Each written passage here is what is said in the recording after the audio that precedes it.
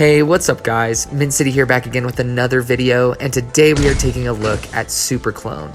Now initially I thought this was an Archero clone, the irony, but it is not. Let's delve into what makes this game different from others in the Archero genre, I'll call it that.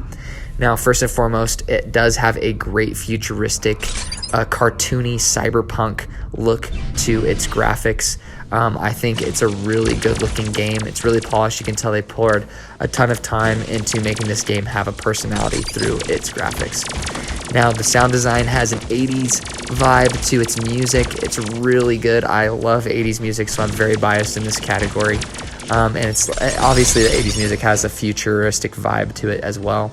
It really complements the visuals, and the music doesn't get old. Maybe that's just because I'm so biased in this category. But the sound design and its looks, as far as that goes, is they are very premium and they are of high quality.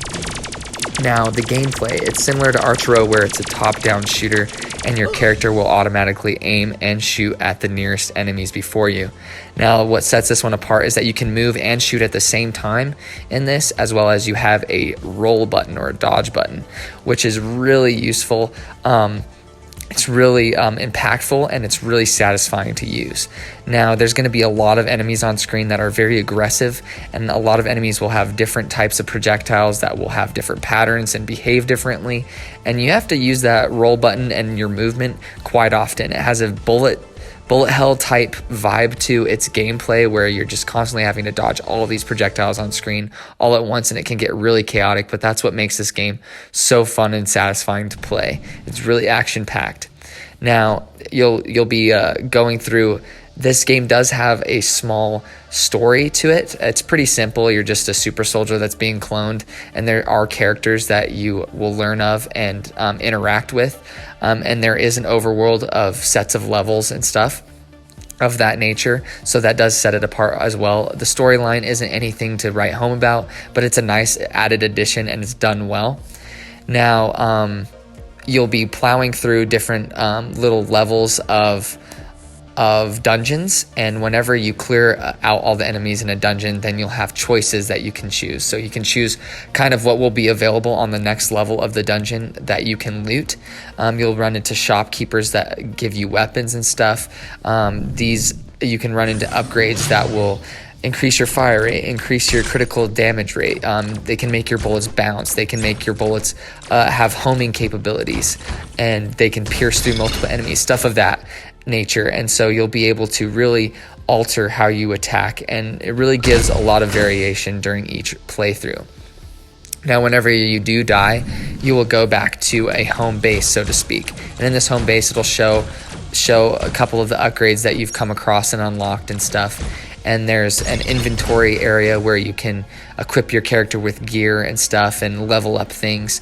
And then there's also a little shop where there are chests. So this brings us to the monetization. So obviously you can watch ads for certain rewards along playthroughs, like a shopkeeper will offer you a different weapon during a run if you watch an ad, stuff like that. But also these chests. So these chests will contain gear as well as other weapon upgrades and things in them. So they're just giving you copies of gear and weapons so that you can eventually level them up with an in-game currency that you earn through each run. Now these chests have different rarities. There's 3 different types of chests. The highest rarity has the highest chance to give you something new that you don't already have. So new gear, like new gear and new weapons.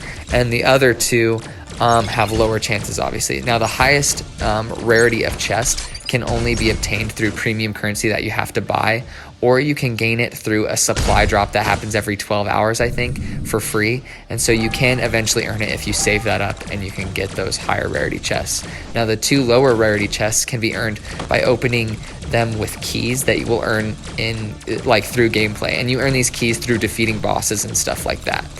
Now this brings me to the last part of the monetization that I really don't agree with. It's an energy system.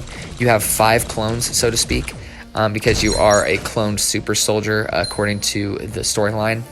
And once you die 5 times, then all the clones are gone. You have to wait for a clone to be created, which is kind of clever when it ties into the storyline. But energy systems are archaic. I don't agree with them. I believe that there's better ways to monetize mobile games nowadays. So just be aware of that. Don't support this energy system with your money. Now, that's the monetization system as a whole. There is a in-app purchase that will remove any ads that you'll have to watch. You'll just be able to revive for free and stuff like that, and will kick you a little bit of premium currency and things like that. And that is for $6, I think, around that range. And I think that's pretty fair. This feels like a very premium game. If this was a premium game, no brainer. But the energy system kind of holds me back from saying that this is a must download, but this is a definite try in my opinion. But if this helped you guys out, please leave a like and pop a sub if you guys are new or you enjoy mobile gaming content, because that's all I make on this YouTube channel. Thank you so much for all the kind comments lately on all the videos. I really appreciate it. Keeps me staying motivated. Thanks so much for watching, and take it easy.